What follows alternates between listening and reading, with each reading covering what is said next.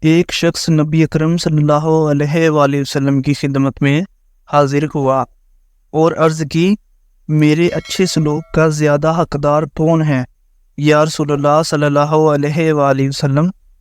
نبی اکرم صلی اللہ علیہ وآلہ وسلم نے فرمایا، تمہاری والدہ۔ اس نے دریافت کیا، پھر کون ہے؟ آپ صلی اللہ علیہ وآلہ وسلم نے فرمایا، تمہاری والدہ۔ اس نے دریافت کیا، پھر کون ہے؟ نبی اکرم صلی اللہ علیہ وآلہ وسلم نے فرمایا، تمہاری والدہ۔ اس نے دریافت کیا، پھر کون ہے؟